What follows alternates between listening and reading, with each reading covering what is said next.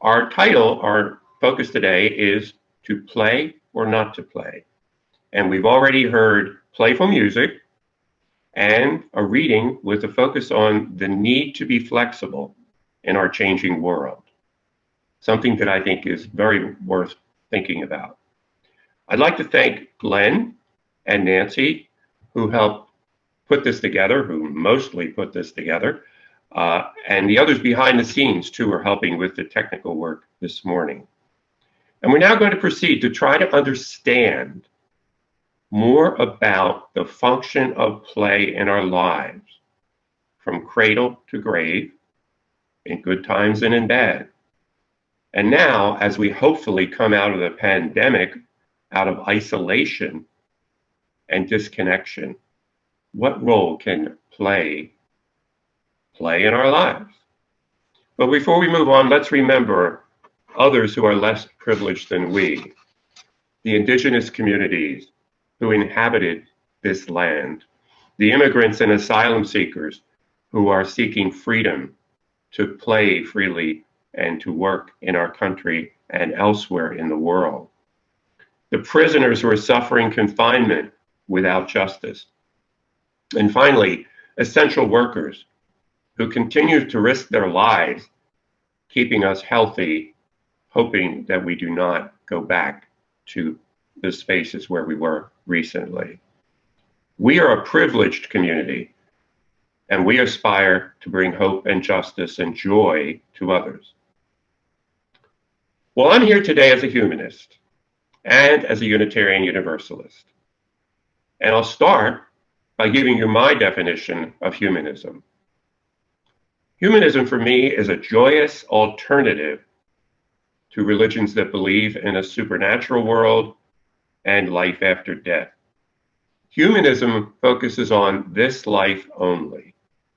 We believe that this is the only life we know, and we want to make it the best life possible for ourselves and for others. Humanism is a philosophy of those who love life. Humanists enjoy free thinking and a quest for freedom and discovery. Some would say that all of us Unitarian Universalists are humanists. I leave that up to you, particularly as we go along today. How does humanism relate to Unitarian Universalism? I would suggest it relates to some of the 7 principles, especially 1, 2, 3, and 4. So the first principle, the inherent worth and dignity of every person. If we're going to play together, we must have respect for our worth and dignity. The second principle, justice, equity, and compassion in human relations. We're going to have to be compassionate with other people, and we'll talk about that later on. The third principle, acceptance of one another and encouragement to spiritual growth in our congregations. I think play can help us to grow together, to accept one another. And the fourth principle of free and responsible search for truth and meaning. We can find truth and meaning in play. Humanism speaks of values rather than principles. And what are humanist values? I refer you to the American Humanist Association, which speaks about the 10 commitments, which are guiding principles for building character. Those 10 commitments are critical thinking, ethical development, peace and social justice, service and participation, altruism, humility, which I will be elaborating on as we move ahead, environmentalism, global awareness, responsibility, and empathy. And I'll be speaking more about empathy. So in thinking about play, I will be emphasizing humility and empathy, meaning you'll need to be less self-conscious and humble about yourself, and more conscious of others, and in tune, in harmony with the person or persons you're playing with. And there are major values also promoted by the UU Humanist Association. I suggest you look online if you'd like to know more about UU Humanism at the website for the UU Humanism Association. They stress three values: reason, compassion, and community. And all of them apply to play too. One of our UU ministers, Reverend Linda Weaver Horton, has said, quote, "I believe that happy humanism is a part of the faith position of almost all Unitarians and Universalists. It is not alien to any of us." Building on these ideas, both Unitarian Universalist and underlying values of humanism, will urge us to play. So humanists look at science often. Let's look at science, a major source of knowledge for humanists. We may have been missing play in our isolation over the past year and a half. Can we bring more play into our lives? Can we enrich our lives and bring play into part of our neurological makeup? Because science tells us we can do that. The reading referred to that. I suggest we consider being more playful and building it into our person. Science and human experience have told us some things about play, and essentially that it is part of growth and human development. We know from people who have studied human development that play is essential to growing up. From the earliest moments after birth, the newborn brain develops new synapses, new pathways for development, for living more humanly, as the infant gradually experiments with playful behavior. We know babies like to play, and they mature through play. Then through childhood, adolescence, and the various stages of adulthood, which many of us have gone through, we sometimes forget to play. We build our lives without play.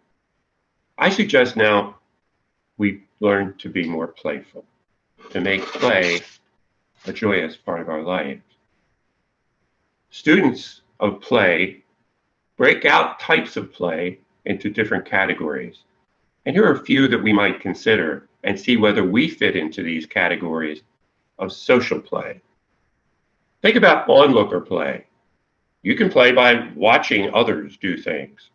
How many of us in this country and throughout the world do it as we watch sports?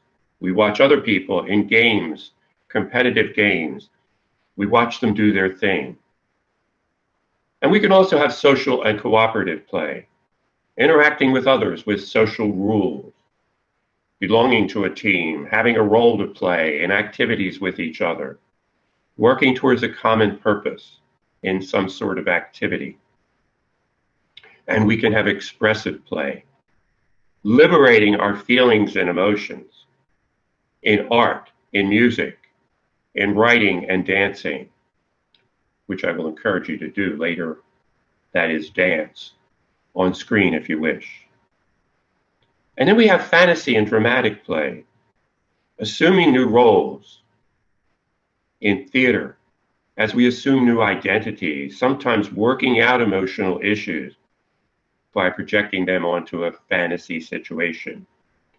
We do this also in some types of meditation and in theater and in improvisation, improv as it is called, which I strongly encourage. And another type of play is competitive play, trying to win in competition with others, as in childhood games like playing tag and follow the leader and Simon Says, and of course in team sports. And finally, we might think about virtual or digital play, using electronic video games or computer-based learning programs, which can be done solitary or playing online with others. Play is a natural activity, expressing natural creative impulses that waken our imaginations and loosen us up to be a different kind of person. In play, we experiment with discovery with silliness, and sharing these experiences with others. Think back to Ultrabot, the story that we saw a little while ago. Ultrabot liked playing alone with his toys, but then Becky came around to the laboratory and he enjoyed playing with Becky. She shared her toys. And then he decided he could go to the outside world and play at Becky's house with her. Play can be silly or it can be serious. It takes some courage to play. It takes some risk taking to trust yourself, to let go, and trust yourself to be with other people. The humanists will say, life is too short not to play. So let's watch another video. Wow, I hope that got you moving a bit. That was some wonderful example of solo play, dancing all alone, enjoying it, and making the most of it. But now we're going to focus on playing with others. Whenever we play with other people, we experience being different from them, but also joining in on the fun. And each of us does this differently. We all give our different experience, our emotion, our movement, our body, as it is for each of us differently. Look around at your family, your friends, and this congregation, people on these screens right now, and those that are not with us today. There are always people that play differently. Some people are less active than others, and some are more active. They run the gamut from wanting to be comfortable in a safe harbor to wanting action in new adventures. And I suggest you think about that in the congregation of UUFN. There are people that just want to be comfortable and safe, and that's good, and we respect that. But there are other people that want to move around in various ways. Sometimes we just want one or the other in our own lives. In our earlier video, Bobby McFerrin was adventurous. He was creating harmony with other people. Pretty daring stuff. And Bobby McFerrin, if you go online, you want to see more of his videos. He's done a lot of those things. He does live workshops like that. Actually, often in Baltimore. If he had done his dance without an audience, it would have been a very different thing, a solo thing. But either way, he would be choosing to do something that made him feel good. A man who has dedicated his life to music. And we can respect whether he wanted to do it alone or with others. This is his choice. And this is true also about the story we heard about the robot named Ultrabot. Ultrabot liked playing alone. He was created by the professor to do wondrous things, and he had toys, including the little airplane. And he was afraid to change his life. But Becky came into his life and said, I want to share with you. And she shared with her ball. And Ultrabot learned to have fun doing that, playing with Becky. And even decided he wanted to go out of his little world into the outside world to Becky's house. And that was the happy ending. He opened his life to a new adventure with Becky. So sometimes we want to feel comfortable privately, and other times we might want to go out and extend ourselves with other people, to harmonize, to become connected with others. In scientific lingo, we call this reciprocity, that is, going back and forth with others, and synchronicity, being in harmony, being in tune on the same wavelength. Where do you think you might want to play more? Maybe you'd want to play more with a romantic partner, with friends, with co-workers, with pets. A lot of fun to play with pets. Or with children or grandchildren. Play can be goofy, just goofing off with friends. It can be sharing jokes with coworkers, throwing a frisbee in the park, dressing up for Halloween with your kids or grandkids, or taking a bike ride. There are many ways in which you can play, and we've all done it, but think about how you might do it more in your life. It can be spontaneous or planned. There doesn't need to be any point to the activity beyond having fun and enjoying yourself. Consider also that play relieves stress. It can release endorphins, which are the body's natural feel-good chemicals. Endorphins promote an overall sense of well-being and can even temporarily relieve pain and improve your brain function. Playing with others can also reduce anxiety and depression. Playing can boost your energy and your vitality and even improve your resistance to disease, helping you function optimally. Playing together brings joy, vitality, and resilience to relationships. Play can heal resentments between people. Play can heal disagreements and hurts. Through regular play, we can learn to trust one another and feel safe. Consider what keeps you from playing more. What keeps you from playing more might be your own pride, perhaps thinking that you would be embarrassed about what others might think. Maybe some internal shame about yourself.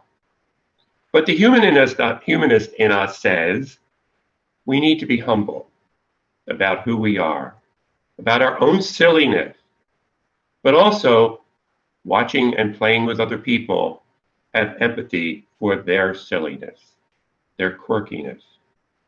We can be in harmony with others, with give and take, synchronous connection, and reciprocating with others. The humanist in you urges you to think about making play a more important part of your life and your relationships. With humility and respect for others, we can have fun. We can loosen our inhibitions, and by doing so, we can become closer. I encourage you to loosen up, experiment, trust, accept others and their differences, their quirkiness. And now here comes another opportunity with another video for you to play right now, if you so choose. We will listen to another version of Van Halen's Dancing in the Streets, sing a quartet of dancers. And if we like, we can move our arms, we can stand up and dance, we can be silly, we can move our whole body, and we can synchronize with others if we see others we want to kind of give and take with. Let's watch the video. Music everywhere. So I hope you used your imagination about the video and danced a little bit. It was nice to see so many of you doing that. It made me feel good. My closing words to you all, with humility about our own quirks and empathy for the quirks of others, I suggest that we end our celebration with renewed energy and think about playing more. Amen. Namaste.